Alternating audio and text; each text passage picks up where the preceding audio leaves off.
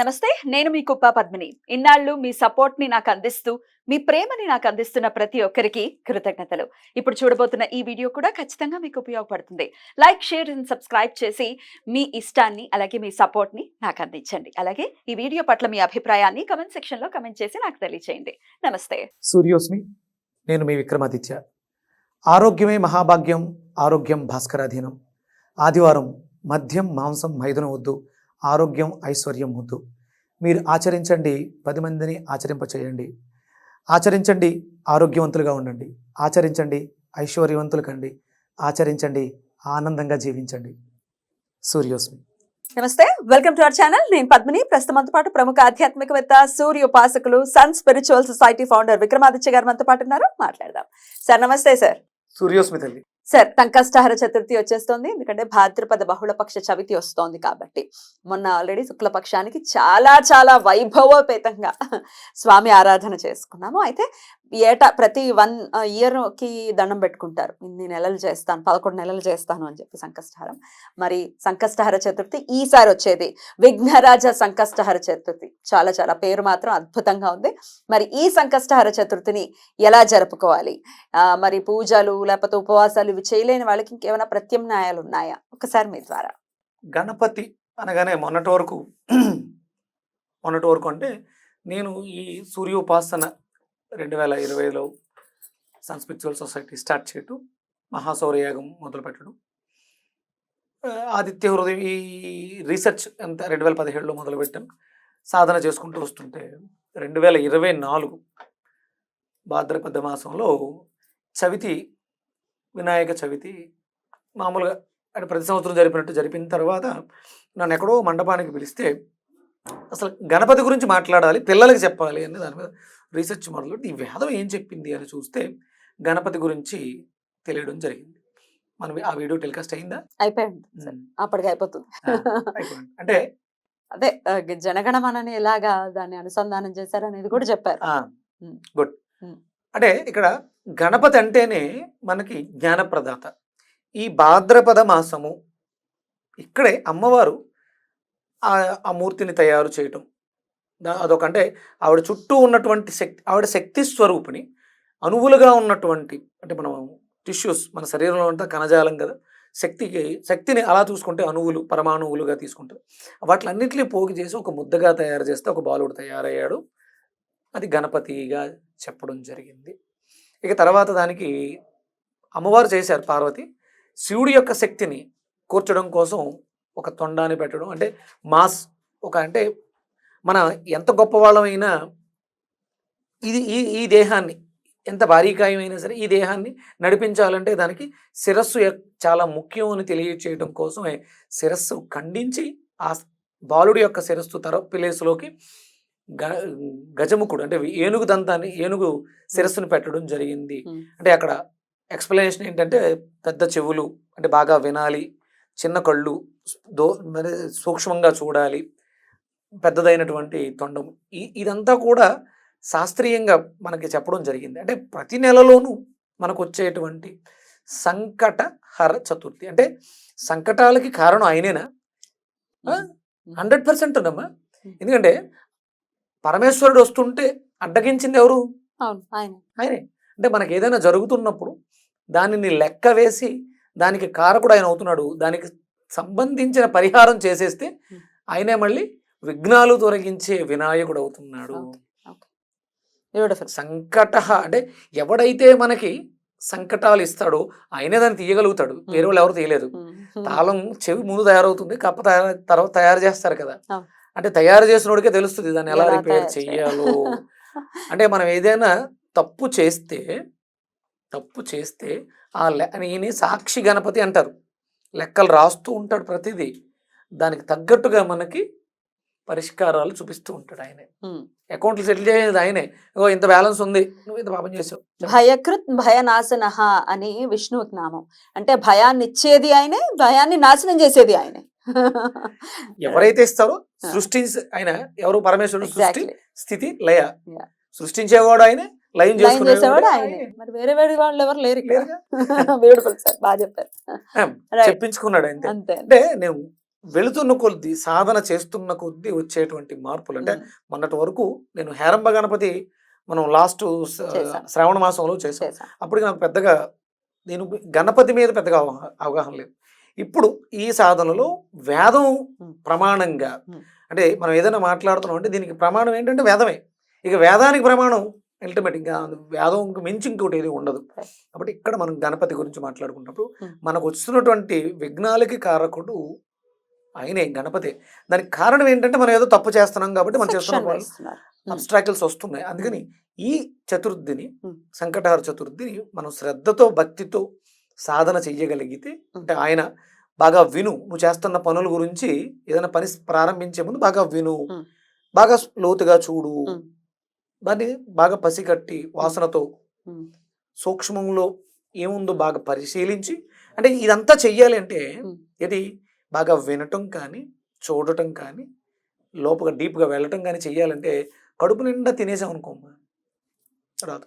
నేను రీసెంట్గా మా గురువు గారి దగ్గరికి వెళ్ళినప్పుడు ఆయన ఒక ట్రీట్మెంట్లు జరుగుతూ ఉన్నాయి.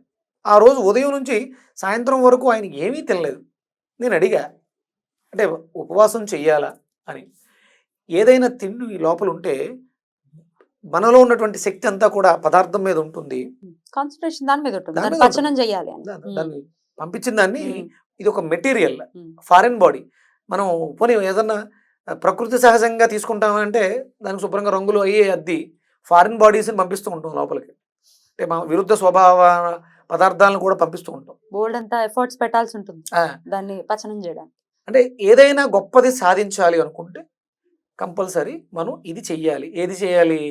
ఉపవసించటం, దగ్గరగా ఉండడం. 100% అంటే చాలా మంది చెప్తారు ఏం పర్లేదు భగవంతుడు ఖాళీ కడుపుతోటి మానేమన్నాడా అంటే భగవంతుడు ఏం మానేమనలేదు. నీకు వేరే దాని మీద శ్రద్ధ ఉన్నప్పుడు దీని మీద దృష్టిని మలర్చి బ్రతకటం కోసం అవసరం కాబట్టి ప్రకృతి సహజమైనటువంటి సత్వ తమో రజోగుణాల్లో రజోగుణ ప్రధానం వద్దు, సత్వగుణ పదార్థాన్ని ముద్దుగా తీసుకుని లోపల ఉంచి ఇది మెయింటైన్ అవ్వడం కోసం. చాలా చక్కగా రిలేట్ చేస్తూ చెప్తున్నారు, అర్థమవుతుంది ఎందుకు ఉపవసించాలి అని. చాలా పెద్దది కావాలి మనకంటే ఉపవసించాలి అంతేనా? మాకు ఓపికలు లేవు, మేము హాస్పిటల్స్ లో ఉన్నాం, మేము మందులు మింగుతున్నాం, నో ప్రాబ్లం. మీకు ఆ రోగం రావడానికి కారణం కూడా మనం చేసిన పొరపాట్లే. అరుగుదల వ్యవస్థ పాడైపోతే షుగర్ వచ్చింది. నువ్వు మళ్ళీ నీ దుష్టి అంతా నేను షుగర్ పేషెంట్ కాబట్టి ఏం తినాలి? మరి కళ్ళు తిరిగిపోతాయి కదా సార్ వాళ్ళకి చేతులు. ఎందుకు అంటే మీరు వాడుతున్నటువంటి మెడిసిన్స్ ఫారిన్ బాడీస్ కెమికల్స్ కాబట్టి కళ్ళు తిరుగుతాయి. నువ్వు దాన్ని అలవాటు చేసేదానికి నీ వ్యవస్థ పాడైపోయింది.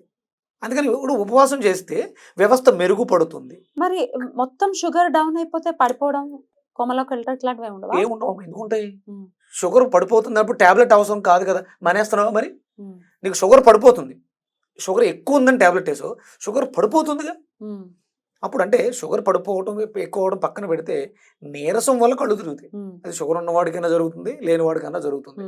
నీరసం రాకుండా ఉండడం కోసమే మనకి ఇలాంటి ఉపవాసాలు అంటే నీకు నువ్వు దగ్గరగా ఉండటం నేర్పించారు. ఏకాదశులు, పౌర్ణమి, అమావాస్యలు ఉన్నాయి. ఈ సంకటహార చతుర్థులు అంటే అల్పంగా లైట్ గా అయినా తీసుకుని, అల్పము అంటే కొంచెం కాదమ్మా, డెన్సిటీ తక్కువ ఉన్న పదార్థం అన్నారు. అదే పోనీ ఆ డెన్సిటీ తక్కువ ఉన్న జావలు తేలికగా జీర్ణం అయితే అంటే బ్రెయిన్ ఎక్కువ కాన్సన్ట్రేట్ చెయ్యక్కర్లేని పదార్థాలు.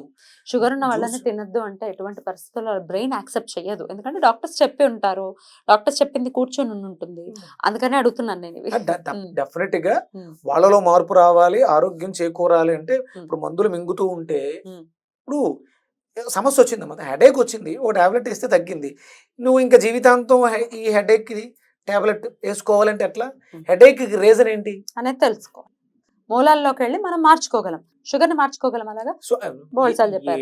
ఏదైనా సరే ఓకే, దానికి సంబంధించిన వీడియోలు ఉన్నాయి. దయచేసి ఒకవేళ కొత్త సబ్స్క్రైబర్స్ ఉంటే విక్రమాదిత్య గారి ప్లేలిస్ట్ లోకి వెళ్ళండి. షుగర్ కి సంబంధించి ఒక ఉద్యమమే చేశారు ఆయన. చూడండి. ఇంకో విషయం చెప్పాను, మనం కోయంబత్తూరు వెళ్ళేటప్పుడు ఏం చెప్పాను మీకు? బేసిక్ చెప్పాను ఇప్పటి వరకు, అడ్వాన్స్ ఉందన్నాను కదా, అడ్వాన్స్ లో చెప్తున్నాను ఇప్పుడు.